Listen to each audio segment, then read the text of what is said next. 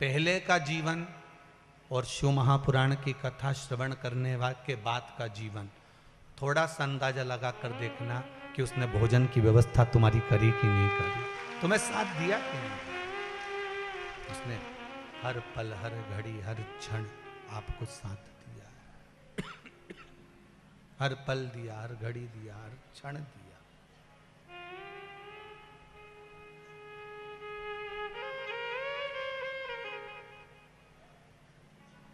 वो शरणागति जब हम ग्रहण कर लेते हैं, भगवान के चरणारविंद की शरणागति हो, राम नाम, कृष्ण नाम, शिव नाम की शरणागति हो, तो क्यों ना मिले।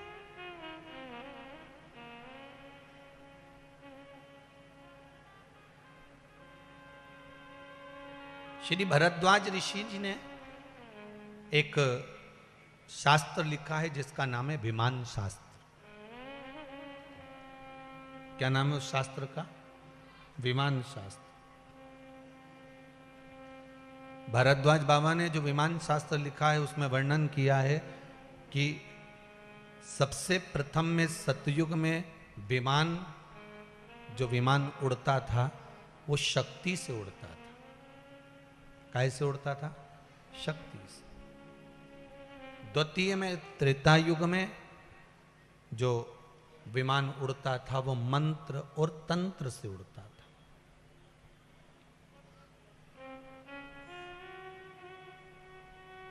विमान शास्त्र को वैज्ञानिकों ने बहुत रिसर्च करा है इस विमान शास्त्र पर। अमेरिका में इस विमान शास्त्र पर आज भी लोग रिसर्च कर रहे हैं, आज भी लगे हुए हैं।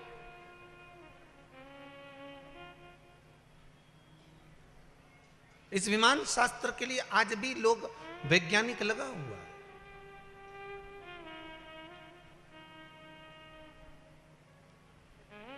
अच्छा, ये लोगों से पूछा जाए ना तो ये हिंदू धर्म के जितने वेद हैं, हिंदू धर्म के जितने शास्त्र हैं, हिंदू धर्म की जितनी पुराणे हैं, वैज्ञानिक अगर रिसर्च करता है, वैज्ञानिक अगर रिसर्च में डूबता है, पूरे दुनिया भर के वैज्ञानिक, पूरे विदेशों के वैज्ञानिक भी अगर रिसर्च में डूबते हैं तो हिंदू धर्म के वेद, शास्त्र और पुराण में ही रिसर्च करते हैं। बाकी के ग्रंथों को ये खोलते ही नहीं, क्योंकि इनको मालूम है में कुछ मिलना है ही नहीं, सब इसी में से तो निकला है।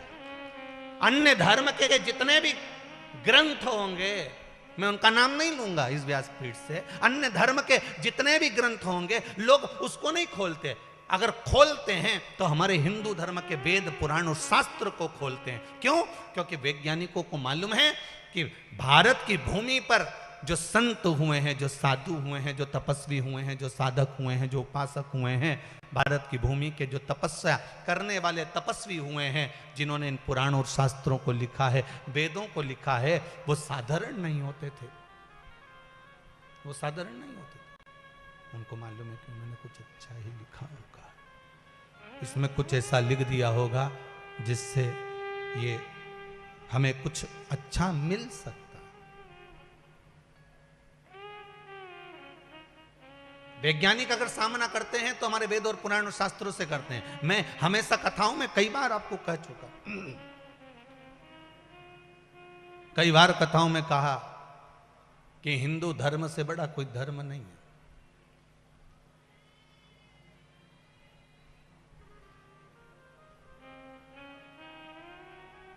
भगवान शंकर के मंदिर में एक लोटा पानी आप इसलिए भी चढ़ाना जाकर कि अच्छा हुआ आपने हमें हिंदू बनाकर पैदा करा, ये आपको धन्यवाद है। हिंदू धर्म से बड़ा कोई धर्म नहीं है। एक लोटा पानी भगवान शंकर को इसलिए चढ़ाना कि तुमने मुझे हिंदू बनाकर पैदा करा, हिंदू धर्म में पैदा करा। जिनके वेद और पुराण, जिनके शास्त्रों को, जिनके वेदों को, जिनके शास्त्रों को वैज्ञानिक भी रिसर्च करते हैं कि आखिर इस पुराण में ऐसा क्यों लिखा है, उसका कारण क्या है।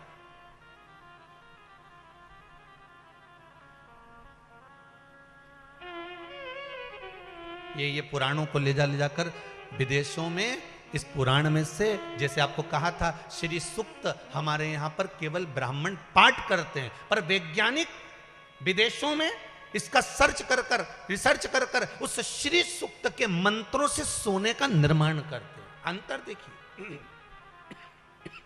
अंतर देखिए, उसमें सोने का निर्माण करते हो।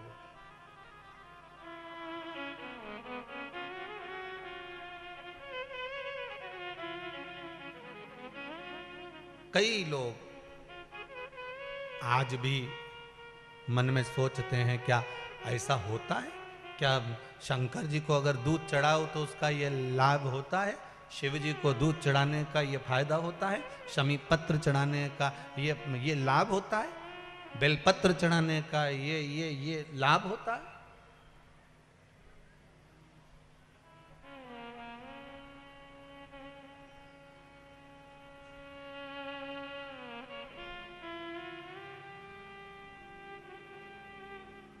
क्यों नहीं होता?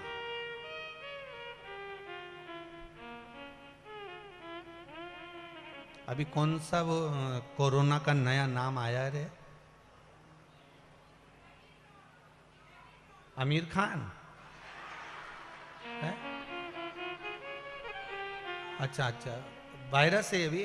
हाँ तो अपन नहीं नाम आए तो आमिर खान वायरस भी याद कर सकते। उसने भी कहा था शंकर को दूध मत चढ़ाओ,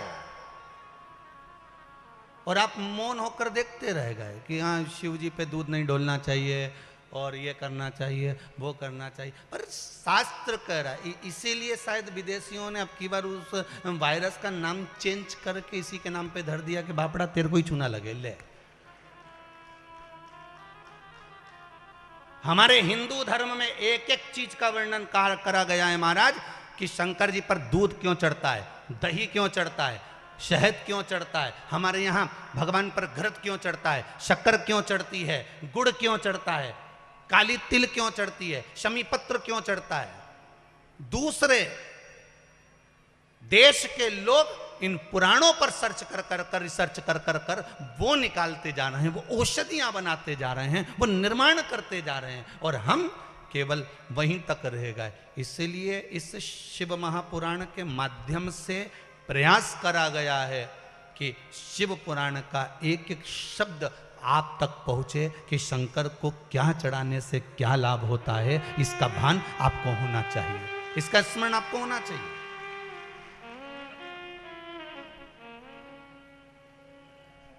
ये क्या है? ये जम के बोलो जरा। रुद्राक्ष। आपको पहले भी कथा में कहा, एक होता है रुद्राक्ष, दूसरा होता है भद्राक्ष। दोनों में अंतर होता है। रुद्राक्ष भारी होता है, भद्राक्ष हल्का होता है। रुद्राक्ष में छिद्र होता है, भद्राक्ष में छिद्र नहीं होता है। रुद्राक्ष गोल होता है, भद्राक्ष टेढ़ा होता है। दोनों अंतर बताएं आपको पहले की कथाओं में, सब चीजों का वर्णन है।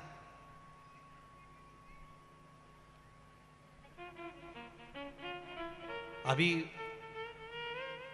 1 महीने पहले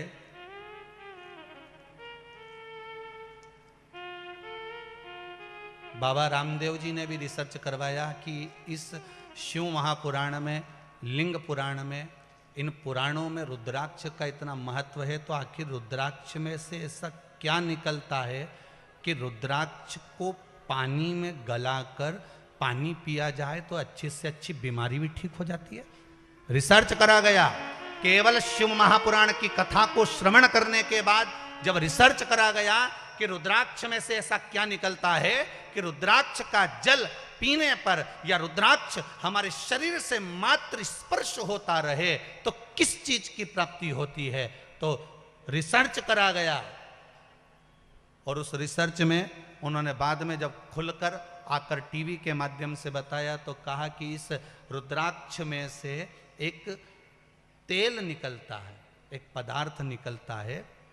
वो पदार्थ जब जल में मिलता है और उस जल को रोगीला व्यक्ति जब पीता है तो वो रोग से मुक्त होता चले जाता है। जब निकाला तब प्राप्त हुआ। शिव महापुराण में तो पहले से लिखा हुआ है कि रुद्राक्ष को धारण करो। क्यों? रुद्राक्ष की माला इस शरीर से जब तक घर्षण होती है, इस शरीर से रुद्राक्ष की माला लगती रहती है, इस शरीर से रुद्राक्ष की माला जब घर्षण होती रहती है। कई लोग कहते हैं कि उनके पास में कोई ऐसी विद्या है जिस विद्या के बल पर वो छू करते हैं और उनके कहने में लोग चलने लगते हैं। उनके पास ऐसी कोई विद्या है, उनके कहने पर दुनिया चलने लगती है। वो विद्या विद्या कुछ भी नहीं है, केवल एक काम है। आप भी कई वर्षों तक 4 साल, 6 साल, 8 साल, 4 साल, 2 साल, 3 साल, 1 साल अपने गले में, हाथ में रुद्राक्ष की माला पहनकर देखो और उसका चमत्कार देखो कि वो कैसे सिद्ध होती है। आपका भजन, आपका स्मरण, आपका कीर्तन, आपका मंत्र जाप, आपका नाम जाप आप घट की जिह्वा से करेंगे। आप भले मुख से राम नहीं कहेंगे, शिव नहीं कहेंगे, कृष्ण नहीं कहेंगे, पर जितनी श्वास हमारी निकलती है उस श्वास में अपने आप ओम का नाद होता है। जब हमारे गले से, कंठ से जब श्वास निकलती है, अपने आप उसके ओम का नाद होता है। वो ओम का घट की जिह्वा से निकलना, आपके शरीर में पड़ा हुआ रुद्राक्ष की माला, हाथ में पड़ी हुई रुद्राक्ष की माला, कंठ पर पड़ी हुई रुद्राक्ष की माला, चाहे शरीर में रुद्राक्ष की माला अगर वो है तो आपके ना जपने पर भी एक आ जपा जप होता है। आ जपा जप मतलब जिसको जपा ही नहीं गया फिर भी अपने आप ओम निकल रहा है, श्वास श्वास में निकल रहा है, हर पल निकल रहा है। वो श्वास के जप से ये गले में पड़ी हुई माला, या हाथ में पड़ी हुई माला हमारी सिद्ध हो जाती है। फिर सामने वाला व्यक्ति भी डरता है कि क्या बोलना है इसके आगे। उसका तेजपुंज उसके सम्मुख में प्रकट हो जाता है। एक तेजपुंज इस रुद्राक्ष में से निकलता है जो जीवन का सुख प्रदान कर देता है। पर समझाए कौन? फिर वही वाली बात आ गई,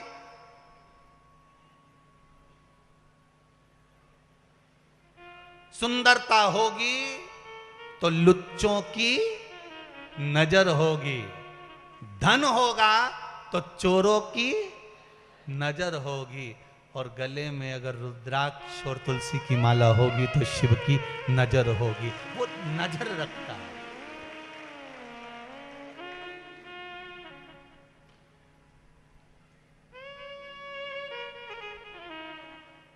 आधार कार्ड यहीं चलेगा तुम्हारा, एटीएम भी, अरे बोलते तो जाओ, यहीं चलेगा। एक आधार कार्ड और एक एटीएम ऊपर का है।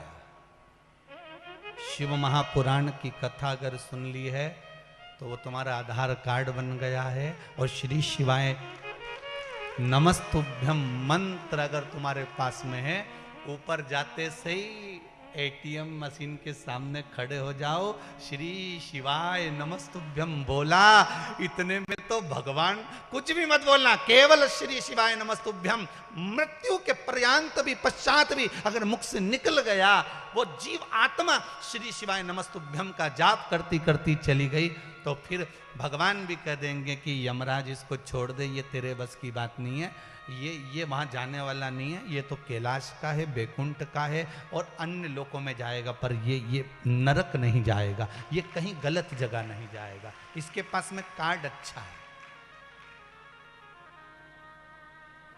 इसके पास में कार्ड पड़ा है। शंभो शरणे मांगू दुख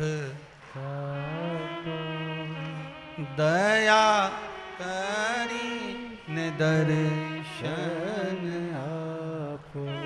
महाराज, विमान शास्त्र में वर्णन किया गया, विमान शास्त्र शक्ति से उड़ता था, सतयुग में, त्रेता में उड़ता था मंत्र,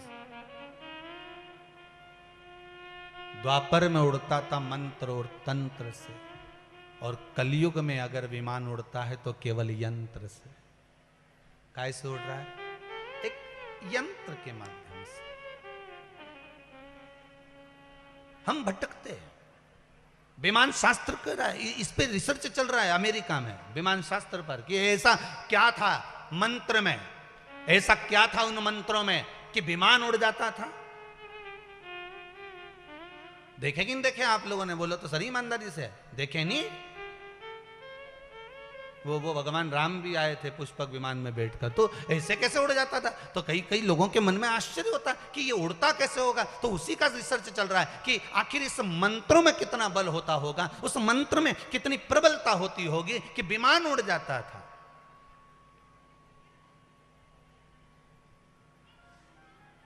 एक हवा का झोंका मौसम बदल देता है। सही है? अभी अभी 2-3 दिन पहले देखो, बढ़िया था, सब अच्छा चल रहा था, पानी आया कि नहीं आया? एक हवा का झोंका, सी हवा चढ़ी और उसने मौसम बदल दिया। एक जरा से हवा के झोंके से मौसम चेंज हो जाता है। तो जरा से मंत्र के जाप से, आपकी भक्ति से, आपके भजन से, आपके स्मरण से जीवन का सारा क्लेश, रोग धोग, बीमारी, दुख, तकलीफ, कष्ट सब मिट सकता है। पर विश्वास रखकर, विश्वास, भरोसा।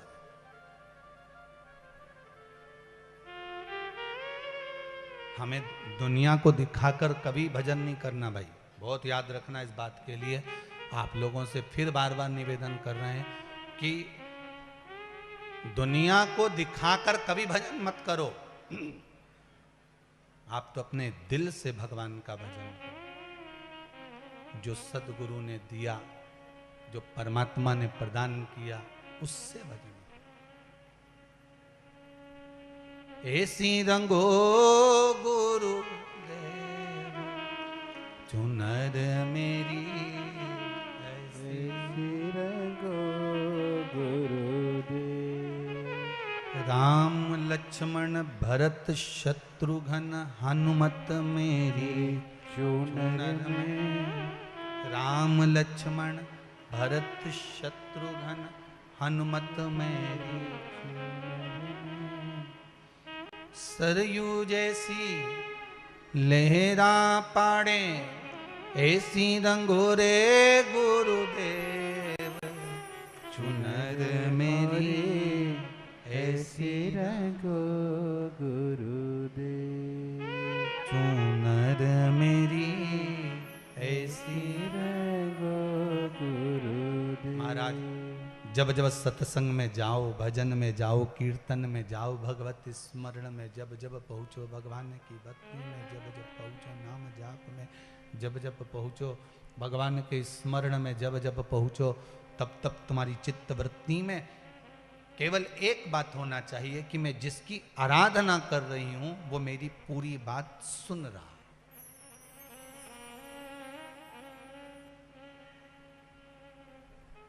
उस पर आश्रित होकर जाओ।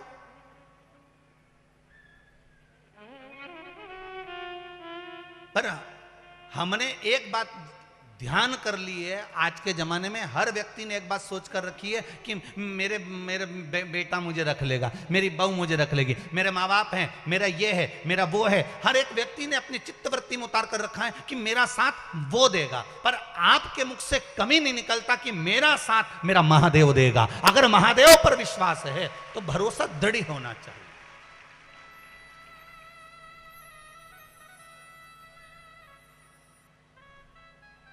एक जरा सी सत्यनारायण भगवान की कथा भी करते हो ना तो मन में आ जाता है, वो बहू है ना वो संभाल लेगी। जरा सा घर में बुलौआ करे ना तो तुम कह देती हो वो हमारी ननद है ना वो संभाल लेगी। जरा सा घर में ब्याह आया ना वो है ना वो संभाल लेगा। जरा सी पार्टी हुई ना वो किटी पार्टी वो संभाल लेगी। मतलब तुमने कभी नहीं किया मुंह से कि मेरा महादेव संभालेगा। बोलो बोले क्या? ईमानदारी से बोलना कि महादेव संभालेगा, ये तुम्हारे मुंह से कभी नहीं निकलता। तुम्हारे मुख से निकलता तो एक ही बात निकलती, वो संभाल लेगी, वो ऐसा कर लेगी, वो ऐसा कर लेगा, वो ऐसा करेगा, वो ऐसा करेगा। पर आपके मुख से निकलना चाहिए कि अगर संभालेगा। आखिरी में भी तो यही होता है, जब व्यक्ति बीमार पड़ जाता है, कोई एक्सीडेंट हो जाता है, कोई तकलीफ हो जाती है, कोई घटना घट जाती है, हॉस्पिटल में जब भर्ती करा जाता है, डॉक्टर अपना काम कर रहा होता है, तुम सबको फोन लगाओ फोन जिसको लगा सकते हो कि साहब तुम डॉक्टर साहब से बोल दो, तो वो डॉक्टर से कह सकता है फोन लगाकर। पर डॉक्टर तो वही करेगा ना जितना उससे आता होगा, जितना उससे बनता होगा। और आखिरी में डॉक्टर भी फिर कह देता है कि भैया अब एक डॉक्टर और है, वो है देव अधिदेव महा, अंत में वही है, उसके भरोसे पर जीना, उसके सहारे पर जीना। फिर कोई दूसरा है ही नहीं।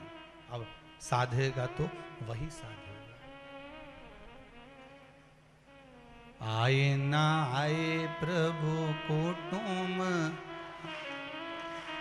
आए ना आए प्रभु कुटुंब हमारा, अंत समय भोले आना,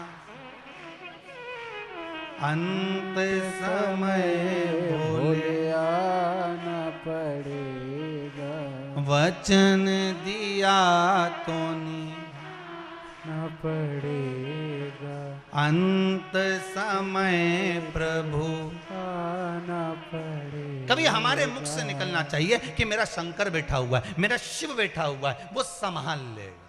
अब वो बैठा है तो मुझे क्या चिंता, मैं किस बात की चिंता करूं अगर वो बैठा है तो।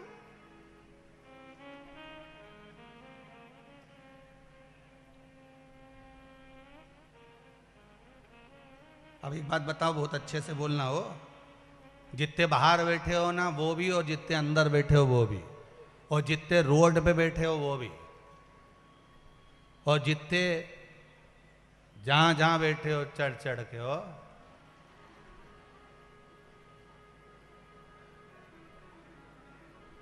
सब अच्छे से बोलना। एक बात, तुम्हारे साथ में छोटा बच्चा आता है कथा में, तो बच्चा तुम्हारा ध्यान रखता है कि तुम बच्चे का ध्यान रखते हो? जम के बोलो जरा। बच्चे का ध्यान माँ बाप रखते हैं कि बच्चा माँ बाप का ध्यान रखता है? माँ बाप बच्चे का ध्यान रखते हैं।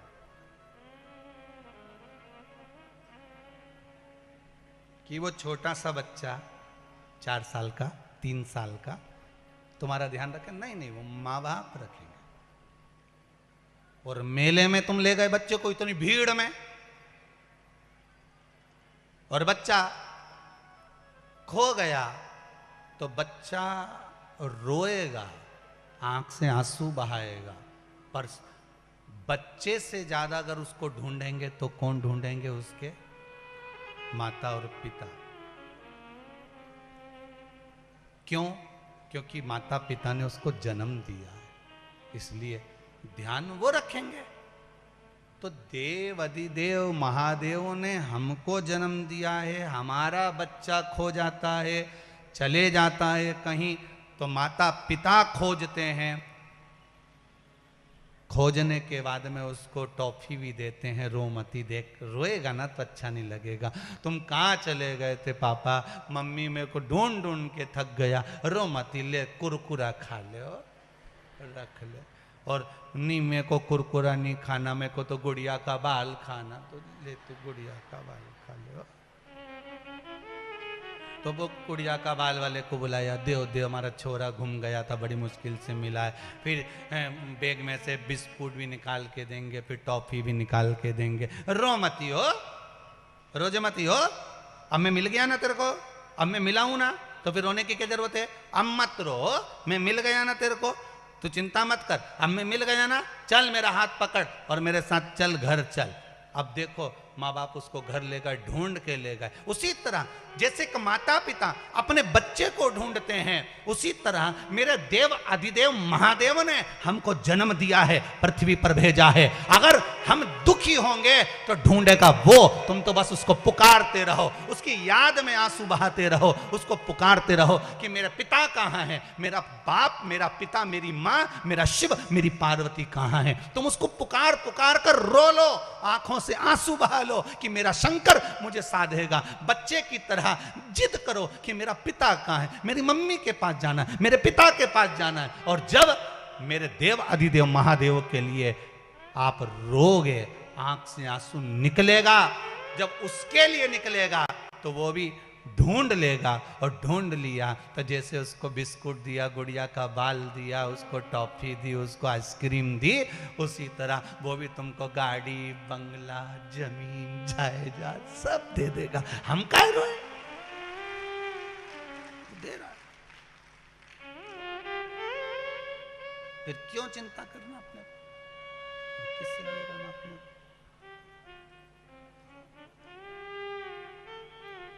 मेरे मेरे भोले बाबा को तुम साधारण में मत लो साहब। बहुत लोग बाग उसको बहुत साधारण में लेते हैं साहब।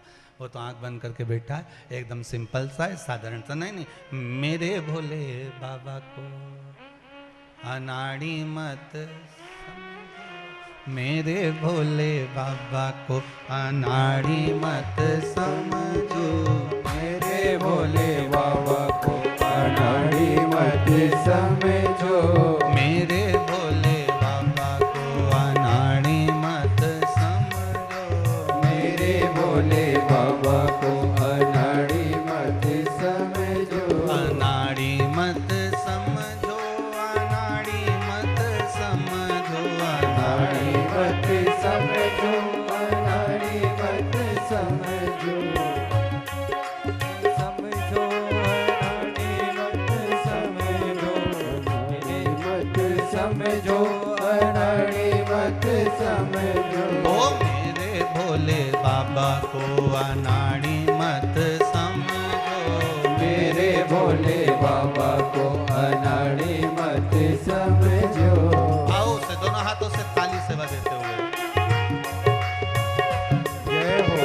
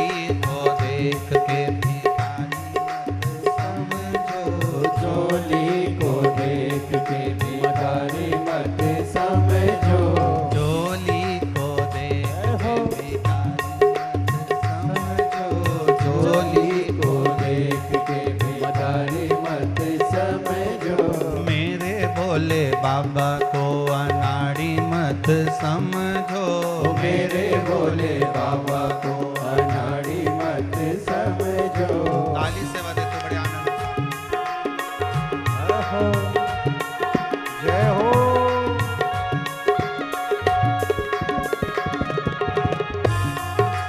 बोले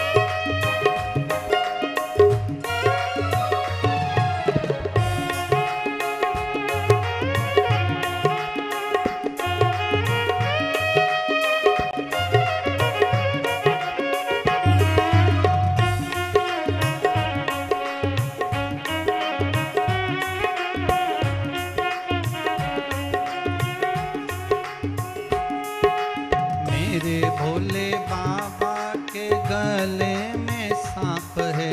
मेरे भोले बाबा के गले में सांप है। ओ मेरे भोले बाबा के गले में सांप है। मेरे भोले बाबा के गले में सांप है। ओ सांप को देख के,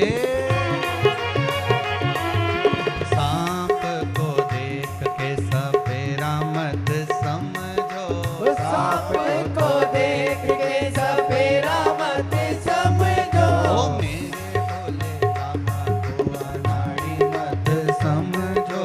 मेरे भोले बाबा को अनाड़ी मत समझो। अनाड़ी मत समझो, अनाड़ी मत समझो। अनाड़ी मत समझो। अनाड़ी मत समझो। अनाड़ी मत समझो, अनाड़ी मत समझो। अनाड़ी मत समझो। अनाड़ी मत समझो। ओ मेरे भोले बाबा को, मेरे भोले बाबा को अनाड़ी मत समझो। ओ मेरे भोले बाबा को अनाड़ी मत समझो। जय हो।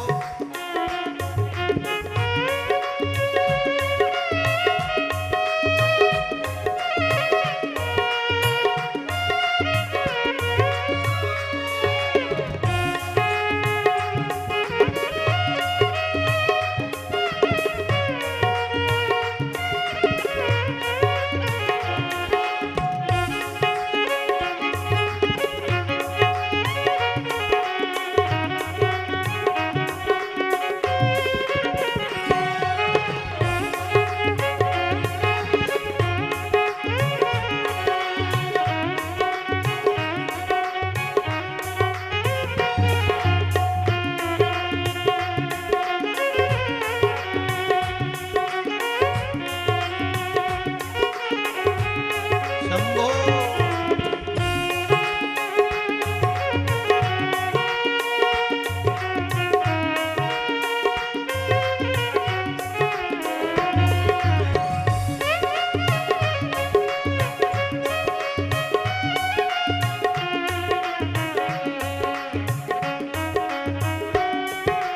मेरे भोले बाबा के हाथों में डमरू। मेरे भोले बाबा के हाथों में डमरू। ओ मेरे भोले बाबा के हाथों में डमरू। मेरे भोले बाबा के हाथों में डमरू। ओ डमरू को देख के, डमरू को देख के मदारी मत समझो।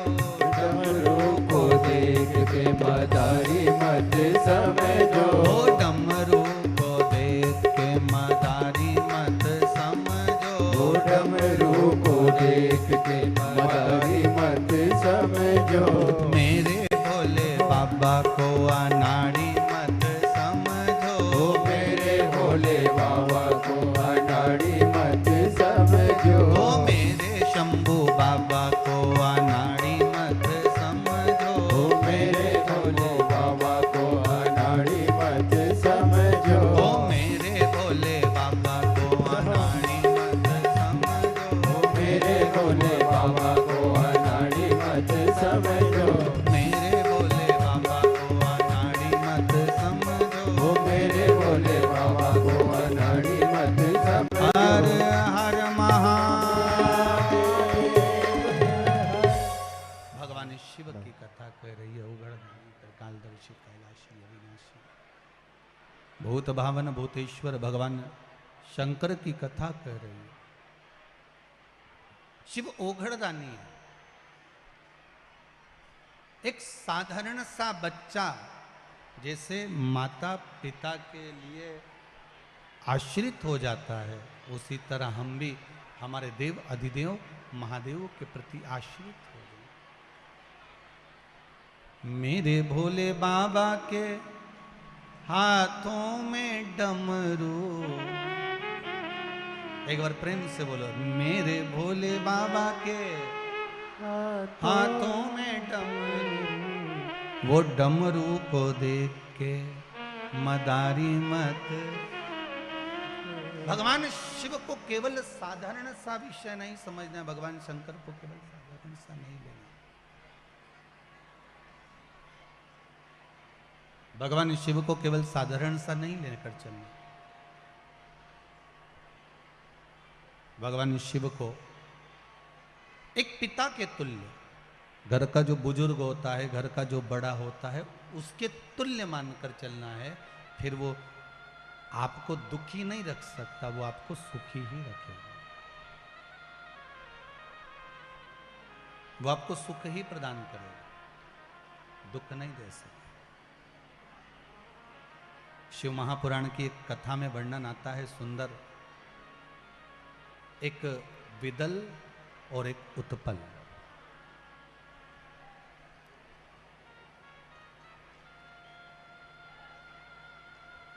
विदल और उत्पल, ये दोनों बड़े उपद्रवी थे।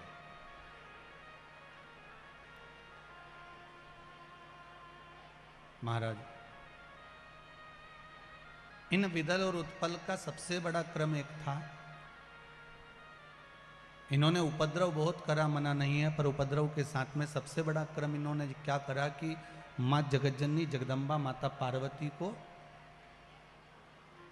गलत दृष्टि से देख लिया। माता को गलत दृष्टि से देखा और जब माता पार्वती को गलत दृष्टि से देखा तो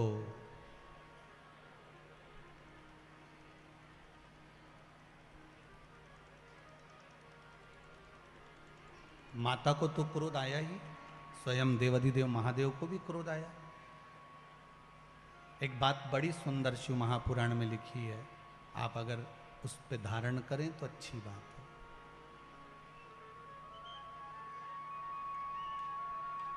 अगर कोई पर नारी है, पर नारी को, पर स्त्री को, बेटियों को, घर की माताओं को केवल एक माता का भाव होना चाहिए।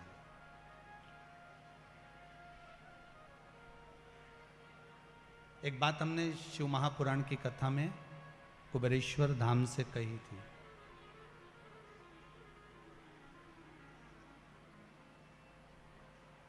कि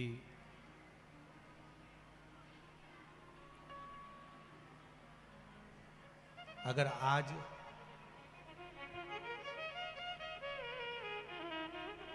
जितने टीवियों पर नाटक बनते हैं, उन नाटकों में जितने कपड़े बेटियों को पहनाए जाते हैं, वो सारे वस्त्र, वो सारे कपड़े अगर एक मर्यादित तरह से पहनाने लगे तो मुझे विश्वास है संपूर्ण विश्व में बेटियां भी अच्छे कपड़े पहनेंगी। मुझे विश्वास है।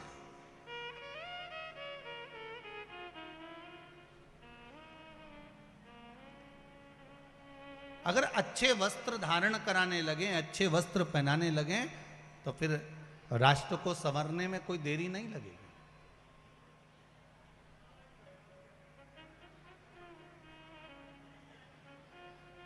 हम तो आपसे भी कहेंगे, प्रयासरत रहिए।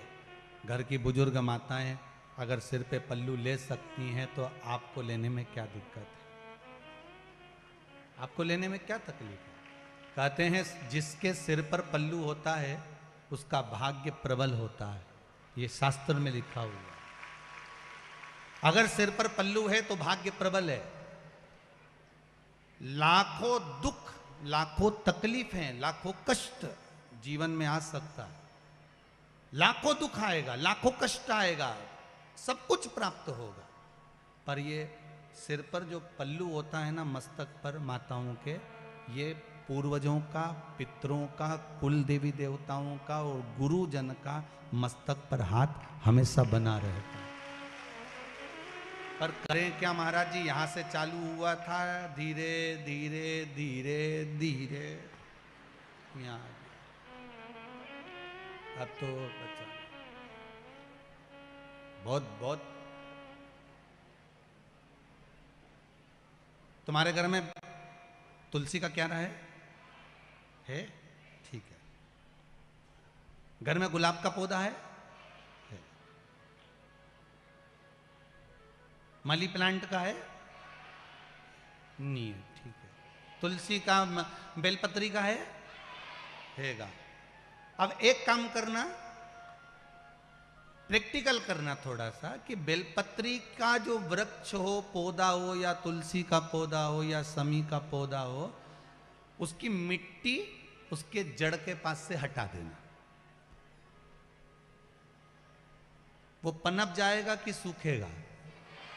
जम के बोलिए, जम के। सूखेगा। पेड़ की जड़ मिट्टी में ढकी होती है तो वो वृक्ष हरा भरा होता है।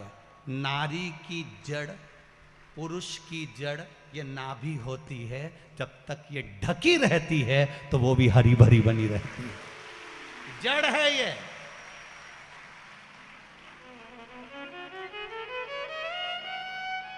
बोलो जरा, सही है कि गलत है?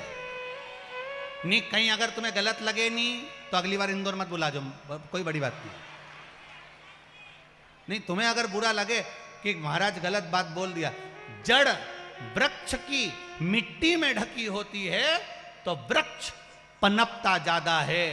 नारी हो चाहे पुरुष हो, अगर जड़ नाभि ढकी हुई होती है तो वो भी पनपता बहुत है, वो घटता नहीं है हमारा, पनपेगा। पर आज का फैशन ऐसा आ गया महाराज जी, फिर तो वो वाला गाना ठीक है तुम्हारे लिए, मैं चाय ये करूं, मैं चाय, सीधी से मैं चाय चूल्हा में जाऊं, उमें कई दिक्कत है। थोड़ा सा सुधरने का प्रयास करिएगा, जीवन बड़ा सार्थक हो जाएगा।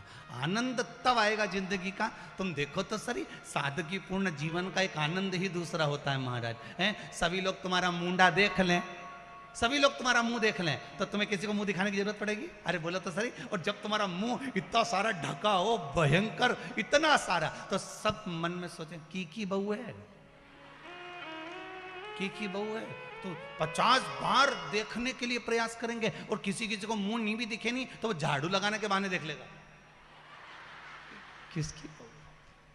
कितना कितना हमारे हिंदू धर्म के अंतर्गत कितना सुंदर सुंदर भाव प्रकट करा गया, पर उसको समझे तब तो।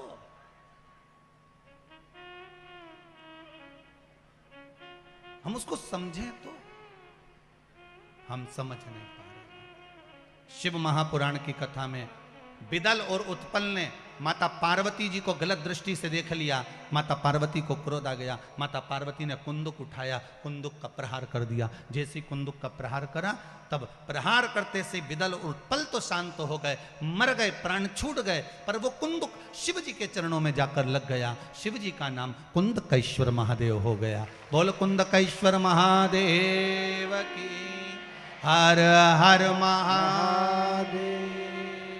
भगवान शिव का नाम कुंदकेश्वर पड़ गया। एक बात का हमेशा ध्यान रखिए, जब राह में चलते हुए, कोई कार्य को करते हुए, कोई आगे बढ़ते हुए, कोई बीच में अगर अटकल आ रही है, कुछ कार्य अटक गया है, तो कुंदकेश्वर महादेव का स्मरण करिए। कौन से महादेव का करना है? कुंदकेश्वर।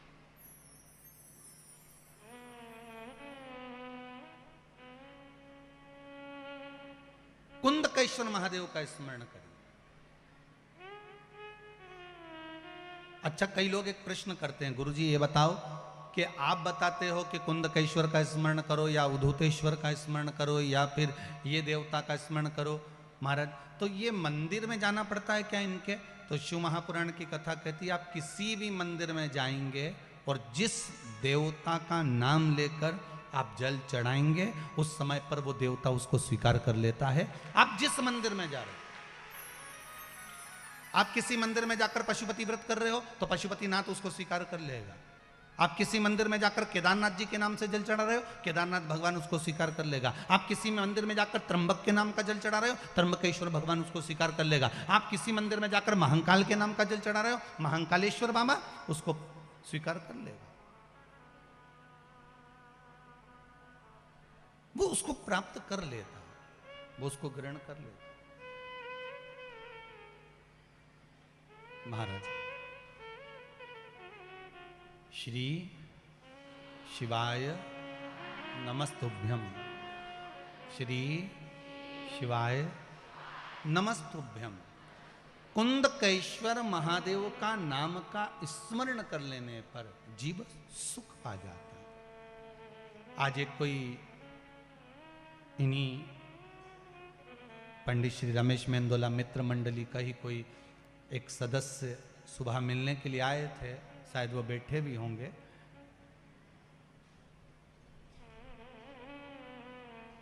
वो जांच की रिपोर्ट लेकर आए थे, उनकी कुछ परेशानियां थी। कहीं बैठे हों तो हाथ जरूर हिलाना भाई हो। तो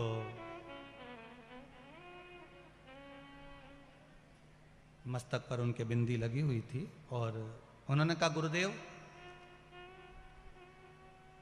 डॉक्टर ने इतनी सारी बीमारियां बता दी थी और बहुत घर के लोग टेंशन में आ गए थे, पर मेरे घर के माताजी ने कुछ उपाय भगवान शंकर के कुंदकेश्वर महादेव के करे और कहा 3-4 दिन से कथा सुन रहे हैं ना, और गुरुजी बोल रहे हैं कि 3 महीने में रिजल्ट आएगा। अगर मैंने दिल से शिव महापुराण की कथा सुनी है तो तू आज जांच करा के आ। सारी जांच भगवान शंकर के भरोसे पर आई।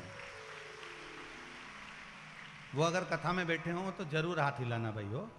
तो उन्होंने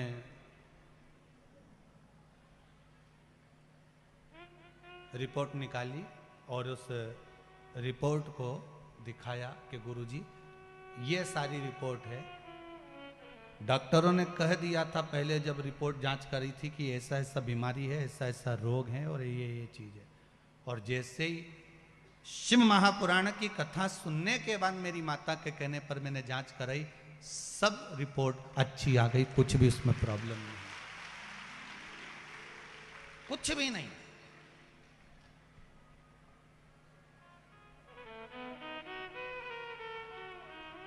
आप बाबा पर विश्वास करते हो तो बाबा आपका साथ देता है।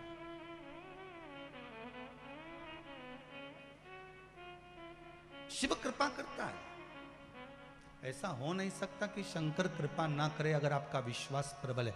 जिस समय कहीं अटक रहे हो, बहुत हम तो यहां तक कहेंगे कि कोई बहुत बड़ी समस्या, बहुत बड़ी प्रॉब्लम सामने आकर खड़ी हो गई है, तो कुंदकेश्वर महादेव के नाम से एक लोटा पानी, उसमें एक सफेद पुष्प डालकर शंकर को समर्पित कर दो, या सफेद फूल शिव जी को चढ़ा दीजिए और उस पानी को भगवान शंकर पर समर्पित कर दीजिए महाराज। और उसके बाद आप आगे बढ़ जाइए, फिर कोई डरने की जरूरत नहीं होगी, शिव उसको संभाल लेगा। कुंदकेश्वर महादेव संभाल।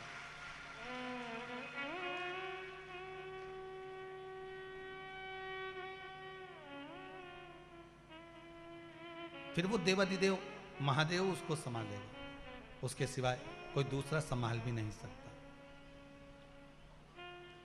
संभालने वाला वो शंकर ही हो सकता है।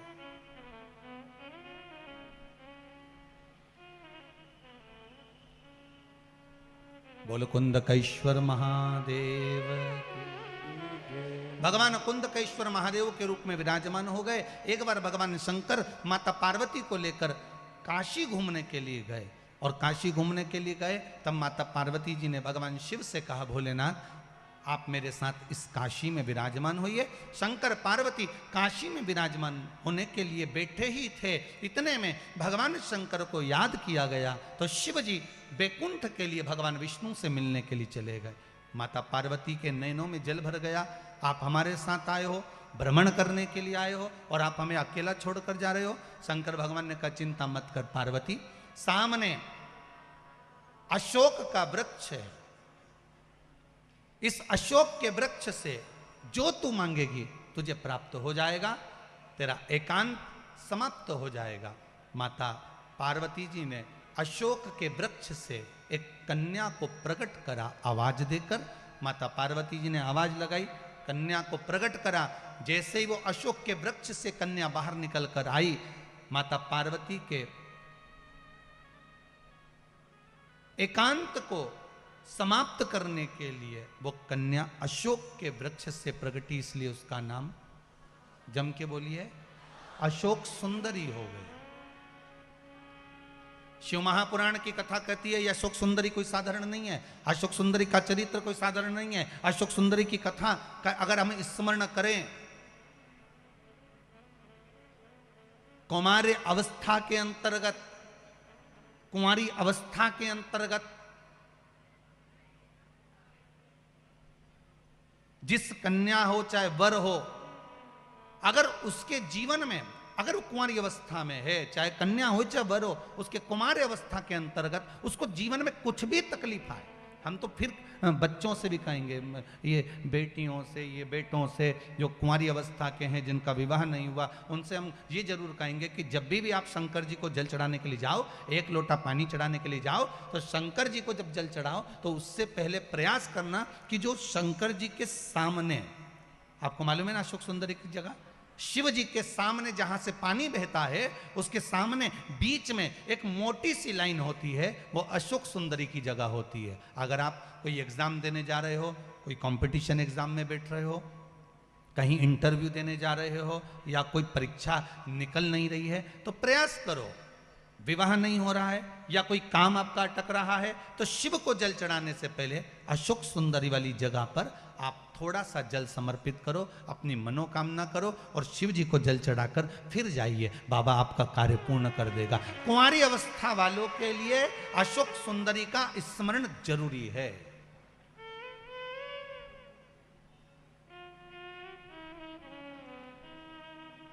जाते हो आप लोग मंदिर? घर से जल ले जाते हो कि मंदिर का जल भर कर चढ़ा देते हो? जम के तो बोलो जरा, घर से पक्का? सही है, फिर मतलब धीरे धीरे तुम सुधर गए, ये तो पक्का हो गया। और होना चाहिए, या तो सुधर जाओ नहीं तो सिधर जाओ, सीधी सीधी बात हो, थोड़ा थोड़ा तो सुधरो रे। इतनी कथा हो रही है, इतनी कथा, इतनी कथा, इतनी कथा, जहां देखो कथा ही कथा, कथा ही कथा, तो कथा में से कुछ तो ग्रहण करो, नहीं तो मालूम पड़े यहां से सुनी, यहां से निकाल दी, बची कुची थी तो कपड़ा में से झटकार दी, घर पहुंचे घर वालों ने पूछा क्या लेके आई, पूरी सब्जी, ये लो तुरंत। थोड़ा सा ग्रहण करिए अपने जीवन में, थोड़ा सा उतारने का प्रयास करिए अपने जीवन में, थोड़ा सा उतारने का प्रयास। महाराज शिव महापुराण की कथा कहती है, विदल उत्पल को मारने के बाद माता पार्वती जी ने कन्या को प्रकट करा, जिसका नाम सुंदर, अशोक सुंदरी का उसका नाम दिया गया। अगले वर्णन आया है, एक दनु राजा के महाराज दो पुत्र थे, जिसका नाम था रंभ और करंभ। क्या नाम है? रंभ और करंभ। दोनों तपस्या करने के लिए गए, जल में बैठकर तपस्या कर रहे थे,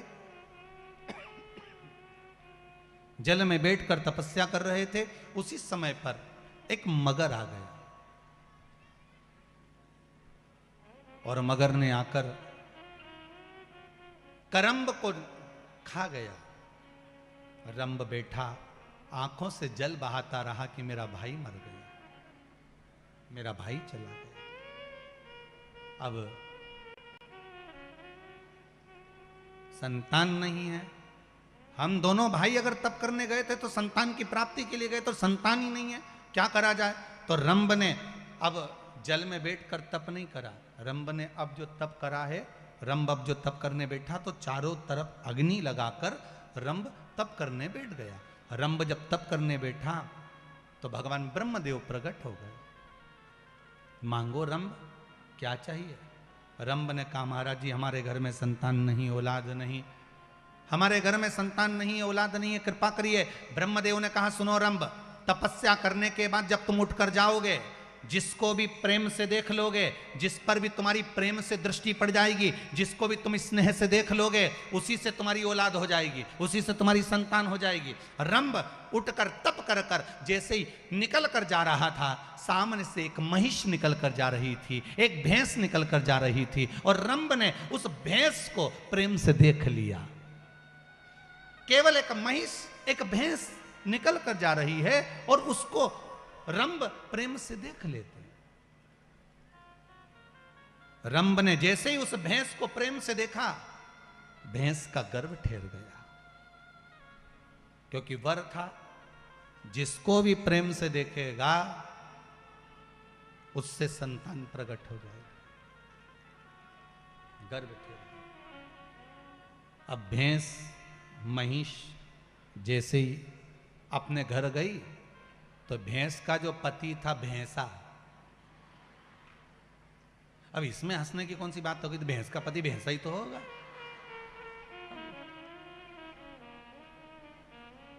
तो जो भैंस का पति था भैंसा, उसको लगा कि मेरी पत्नी गर्भवती कैसे हो गई। उसने ध्यान लगा कर देखा तो मालूम पड़ा कि इसके गर्भ में रंभ की संतान। क्रोध आ गया, भैंसा दौड़ते हुए गया और जाते से रंभ को उसने समाप्त कर दिया। सींगों से, पांवों से, खुर से दबा दबा कर रंभ के प्राणों को हर लिया। रंभ मर गया। नगर के लोगों ने उसका अंतिम संस्कार करने के लिए चिता जमाई और चिता पर उस रंभ को सुलाया। जैसे ही चिता पर रंभ को सुलाया, अंतिम संस्कार करने के लिए सुलाया था, इतने में भैंस को मालूम पड़ा कि जिसका गर्भ मेरे इस उदर में है वो मर चुका है और उसकी संतान मेरे उदर में है। अगर उसकी संतान मेरे उदर में है तो वो मेरा पति कहलाएगा, और अगर पति कहलाया तो मैं उसके साथ में सती हो जाती हूं, मैं उसके साथ सती हो जाती हूं। और भैंस महिष भागी, वो महिष, वो भैंस भागी, और जैसे ही भैंस भागी और भागते भागते वो महिष जलती हुई चिता में कूद गई। जैसे ही जलती हुई चिता में वो भैंस कूदी है, कूदते से ही उसी समय भैंस के गर्भ से, महिष के गर्भ से एक बेटे ने जन्म लिया, जिसका नाम महिषासुर हो गया। क्या नाम पड़ा? महिषासुर। उस भैंस के गर्भ से बेटे ने जन्म लिया, जिसका नाम महिषासुर हो गया। वो महिषासुर ब्रह्मा जी का तप करने लगा, ब्रह्मदेव का तप किया। ब्रह्मा जी ने कहा, मांगो, तुम्हें क्या चाहिए? उसने कहा, महाराज अगर मुझे देना चाहते हो तो वर दे दो कि मेरे प्राण ना छूटे, मैं कभी मरूं ना, मेरा प्राण कभी नहीं जाना चाहिए। ब्रह्मा जी ने कहा, ऐसा हो नहीं सकता, मरना तो पड़ेगा। पहले भी कथा में कहा, फिर कहते हैं, बादाम खाओगे तो भी मरोगे, नहीं खाओगे तो भी मरोगे, रोटी खाओगे तो भी मरोगे, नहीं खाओगे तो भी मरोगे। मरना तो निश्चित है। कोई तुमसे कह दे कि मैं तुम्हें मरने ही नहीं दूंगा, तो फिर उसको हमसे भी मिला देना। एक बार हो कि मरने ही नहीं दूंगा, चाहे कुछ भी हो जाए, मरना तो, मृत्यु तो निश्चित। महाराज, आया है सो जाए, जो आया है सो जाए। अब रंभ चले गया, महिषासुर से कहा, मांगो, कुछ मांगना हो तो कुछ मांग लीजिए। महाराज अगर आप देना चाहते हो, महिषासुर कह रहे हैं कि या तो मेरा प्राण ना छूटे, और अगर आप देना ही चाहते हो तो इतना दे दीजिए, मुझे एक वर प्रदान कर दो, अगर मरूं तो स्त्री के हाथ से मरूं, नारी के हाथ से मरूं। ब्रह्मा जी ने कहा, तथास्तु। ब्रह्मदेव ने तथास्तु कह दिया। समय आया, शिव महापुराण की कथा कहती है, बहुत बहुत प्रयास करा गया महिषासुर को मारने का, पर महिषासुर नहीं। आखिरी में देवता परेशान हो गए और देवता परेशान होकर सीधे भगवान शिव जी के पास में भगवान विष्णु गए और भगवान शंकर से जाकर कहा भोलेनाथ कुछ कृपा करिए। शंकर जी ने पूछा क्या कृपा करना है बताइए। महिषासुर को मारना है। शंकर भगवान बोले उसको तो स्त्री मारेगी, उसको तो केवल नारी मार सकती है, नारी के सिवा कोई नहीं मार सकता।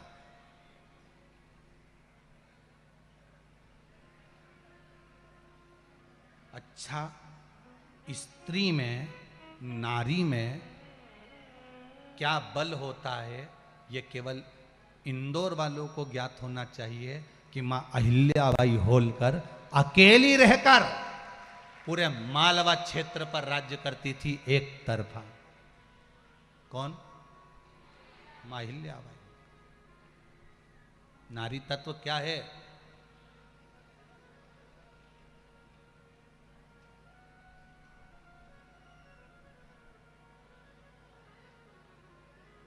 ईमानदारी की एक बात बताएं आपको,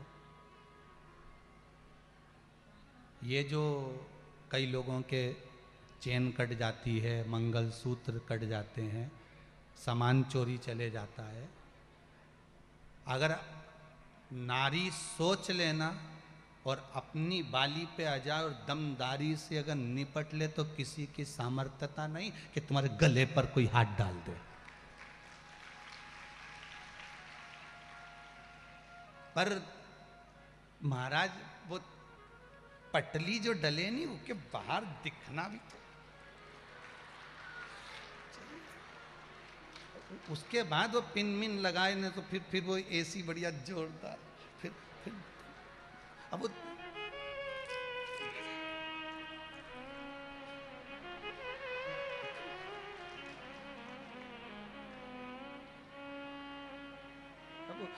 उसमें भी तो समय लगना चाहिए ना। तो 1 घंटा तक तो वो पेंसिल से पहले लाइन खींचे में डब्बा भरे, तो अब उसमें टाइम लगे से तो दिखावा भी तो चाहिए।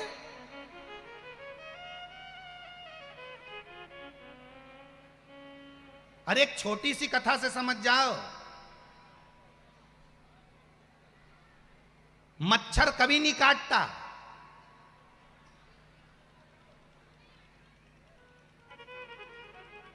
किसी अच्छे से अच्छे रिसर्च वाले से पूछ लेना कि मच्छर काटता है? नहीं, मच्छर की घरवाली काटती है।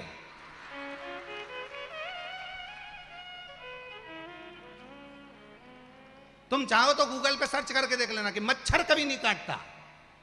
जो मादा मच्छर होती है ना,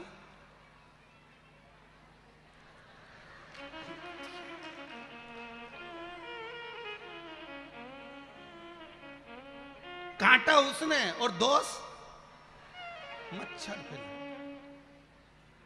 अब मच्छर ने क्या बिगाड़ा था? मच्छर तो बेचारा कुछ बिगाड़ ही नहीं सकता। वो तो भाई बोले, अब वो सब कुछ बात अपनी जगह पर है। देखो तुम बिगाड़ोगे अगर कुछ बोलोगे, चालोगे, कुछ कहोगे, धरोगे। तुमने तो कह दिया, नाम किसका खराब हुआ? वो की लुगाई राम, तुरंत वो की पत्नी, तुरंत वो की बेटी, तुरंत बोलो सही है कि गलत है। काटा तो मच्छरिया ने था, मच्छर की घरवाली, और नाम मच्छर का खा। बहुत ध्यान देना है कथा पर, बहुत एक एक चीज का अगर स्मरण कर लोगे तो शायद जिंदगी संवर जाए आपकी। मुझे विश्वास है कि किसी की सामर्थ्यता नहीं जो भारत की भूमि पर रहने वाली नारी, स्त्री, भारत की भूमि पर जन्म लेने वाली बेटियों को कोई टच भी कर ले, यह किसी की सामर्थ्यता नहीं है। आप में वो बल भगवान ने देकर पैदा करा है, आप में वो सामर्थ्यता, आप में वो बल, आप में वो तेज मेरा भगवान देकर पैदा करता है कि कोई छू नहीं सकता। यह किसी की सामर्थ्यता नहीं हो सकती। गलती किसकी है? अपनी। गलती किसकी है? फिर से बोलो, अपनी, कोई दूसरे की गलती नहीं। गलती अपनी। शिव कथा कह रहे, भगवान शंकर से कहा कि इस महिषासुर को मारना है। शंकर भगवान ने कहा तो इसको तो स्त्री मार सकती है, तो स्त्री मारे मना नहीं है। तो भगवान विष्णु से कहा काम करो, लक्ष्मी जी को भेज दो, महिषासुर को मार देगी। पर भगवान नारायण ने कहा लक्ष्मी महिषासुर को नहीं मार सकती, कभी भी नहीं मार सकती। लक्ष्मी नहीं मारेगी महिषासुर को, फिर कौन मारेगा? तो कहा लक्ष्मी नहीं मार सकती। किसको बुलाया जाए? लक्ष्मी इसलिए नहीं मार सकती क्योंकि लक्ष्मी ने एक बार भगवान विष्णु को श्राप दे दिया था। जब लक्ष्मी श्रृंगार कर रही थी और भगवान विष्णु हंस दिए, लक्ष्मी को क्रोध आ गया, हे नारायण, आप मुझे देखकर घोड़े जैसे हंसे हो, इसलिए आपका शीश कटेगा, घोड़े का मुख लगेगा। घोड़े का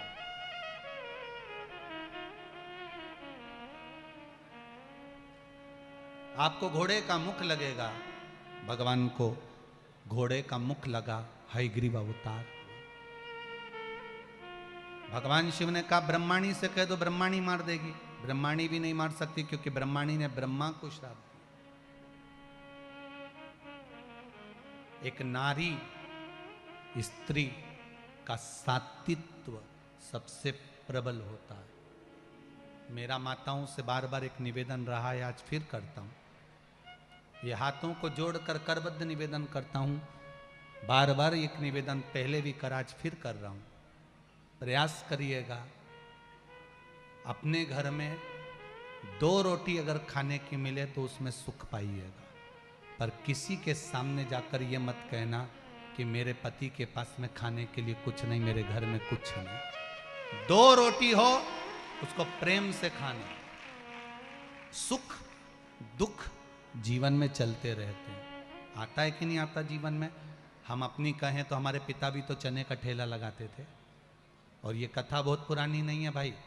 कभी सीहोर में आना, आप लोगों के तो घर फिर भी बड़े होंगे, हमारा घर तो इतना बड़ा भी नहीं है। एक लक्ष्य जरूर लिया है, कुबेरेश्वर महादेव का मंदिर बनाने का, गौशाला वृद्धाश्रम के निर्माण का एक लक्ष्य जरूर है। कंकर संकर है वहां का, तो एक लक्ष्य जरूर बनाया है कि शिव मंदिर का निर्माण हो, और वो आप सब लोग जो दे रहे हो, कर रहे हो, उसमें बन जाएगा। बाबा बनाने वाला बैठा है, बनाने वाला शिव है, रहने वाला शिव है, सब शंकर को करना है, तो अपन तो निमित्त है, केवल एक निमित्त मात्र।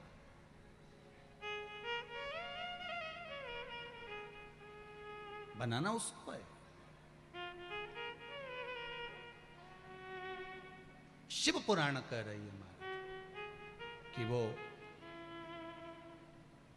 आपके घर में अगर 2 रोटी है तो 2 खाकर सुखी रहना, पर किसी के सामने जाकर, चाहे मायके में, कभी इस मुख से मत कहना कि मम्मी मैं बड़ी दुखी हूं खाने के लिए, मेरा पति तो नौकरी नहीं करता, मेरा पति तो सर्विस नहीं करता, मेरा पति तो काम नहीं करता।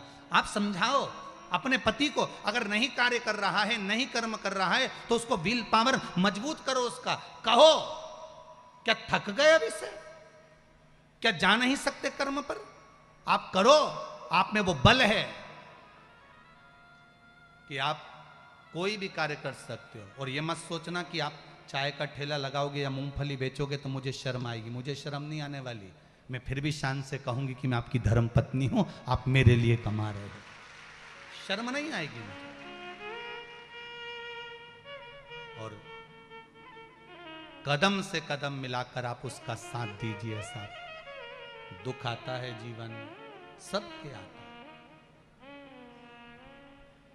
आप अपनी मर्यादा को ना भूलो और मर्यादा ना भूलकर उसका साथ दो। ब्रह्माणी ने एक गलती कर दी और ब्रह्मा जी को श्राप दे दिया, ब्रह्मदेव मैं तुम्हें श्राप देती हूं, पृथ्वी पर कहीं तुम्हारे मंदिर नहीं बनेंगे, तुम्हारे कहीं मंदिर नहीं बनेंगे। ये ब्रह्माणी ने ब्रह्मा जी को श्राप दे दिया। इसलिए ब्रह्मदेव कहते हैं ब्रह्माणी इस महिषासुर को नहीं मार सकती। महिषासुर को अगर कोई मार सकता है तो वो मार सकता है जिसने अपने पति से कभी तेज आवाज में बात नहीं करी, जिसने कभी ऊंची आवाज में अपने पति से अपशब्द नहीं कहा, वो महिषासुर को मार सकता है। अच्छा, आप में से भी कोई भी महिषासुर को मार सकती है अगर आपने अपने पति से तेज आवाज में बात नहीं करी हो तो।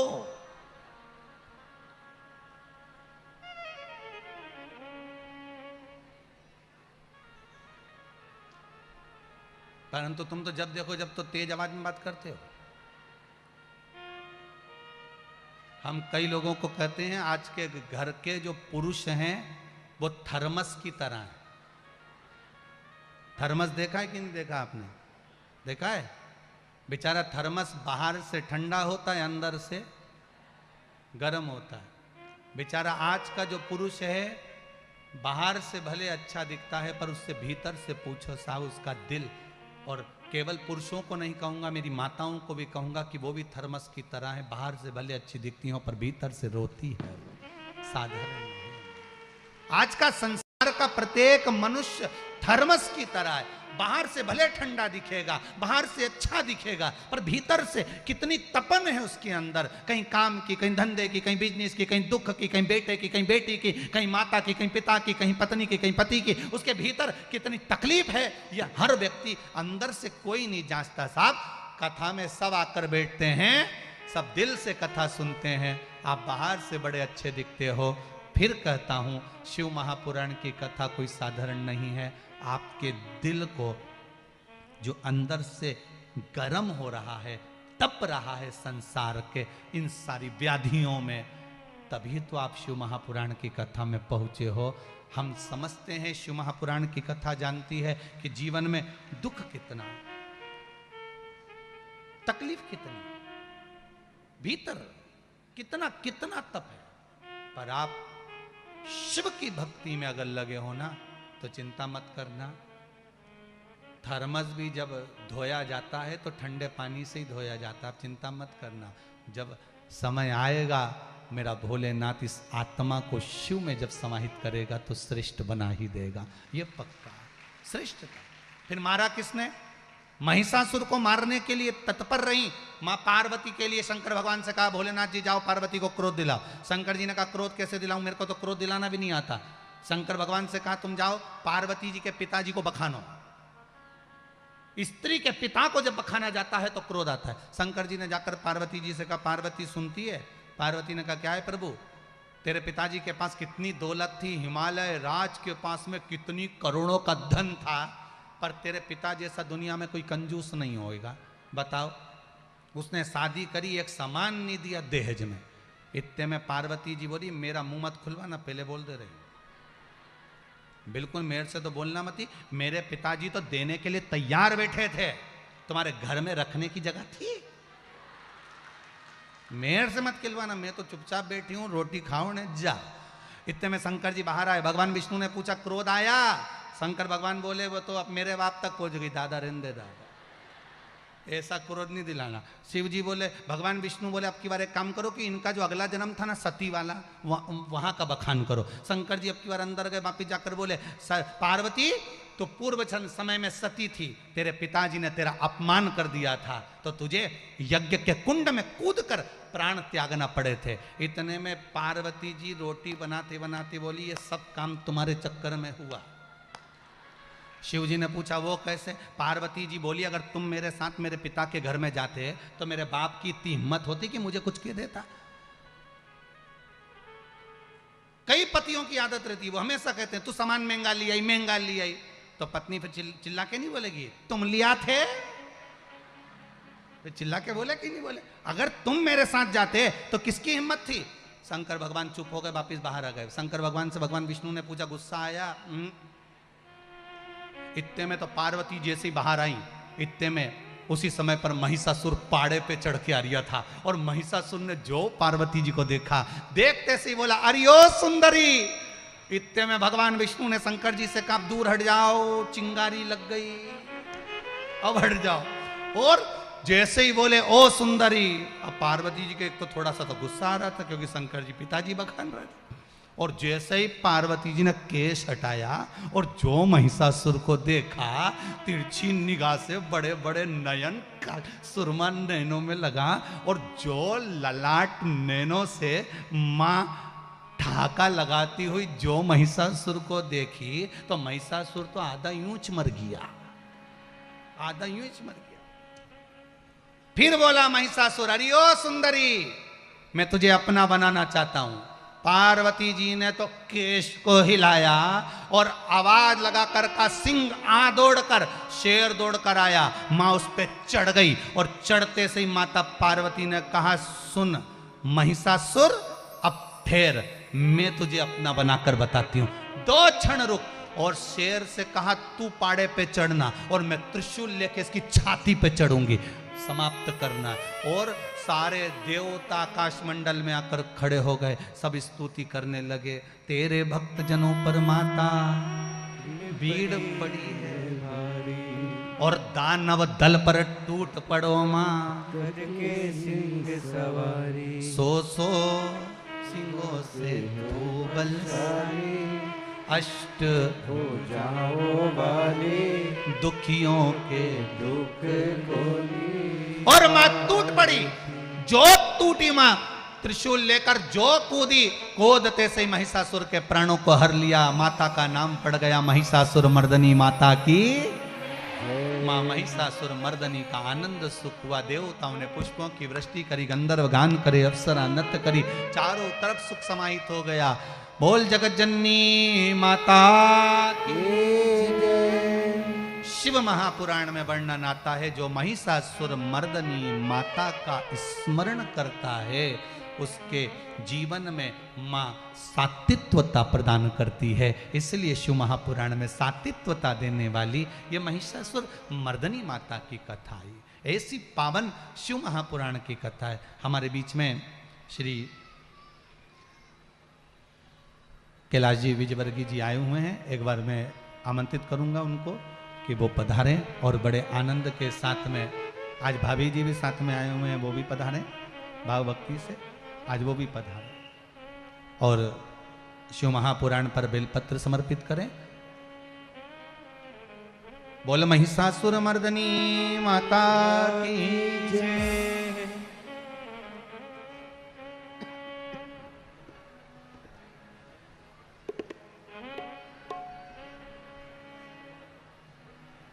भगवान शिव ओघड़दानी